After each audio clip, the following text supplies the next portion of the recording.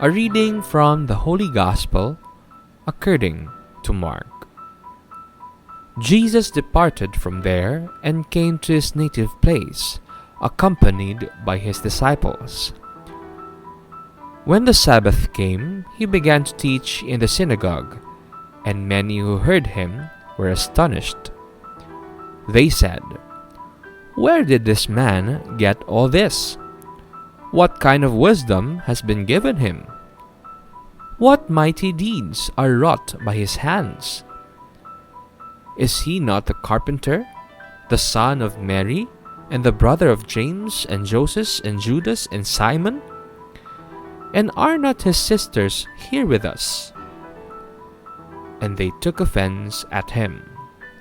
Jesus said to them, "A prophet is not without honor, except in his native place, and among his own kin, and in his own house."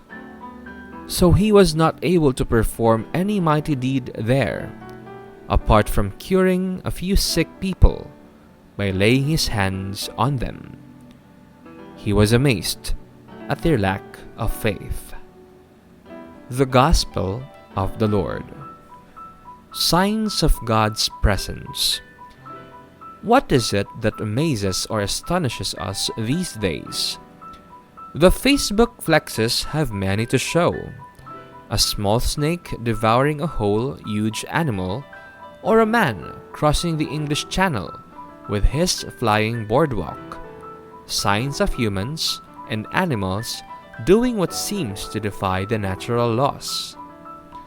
In the first reading, the Israelites are stirred when God sends them a prophet who tells them that they are a rebellious house. Ezekiel's presence makes them realize that God does not tire of calling people to return to him, even if they are deserving of punishment. But even as we continue to feel God's presence, there are moments in our response to him when we feel our inadequacies, or we get down and get discouraged. In the second reading, Paul shares that there is always that signal, a reassuring or a jolting one, as he becomes aware of his weakness, of his thorn in the flesh. This reminds us of our dependence on God, who always gives us sufficient grace to bear the hardship of life for the sake of Christ. The Gospel presents Jesus as a living sign of God, as he preaches, teaches, and heals the people. But what is the reaction he gets from his townsmen in Nazareth? They are amazed and cannot bring themselves to believe that one of their countrymen can do wonders.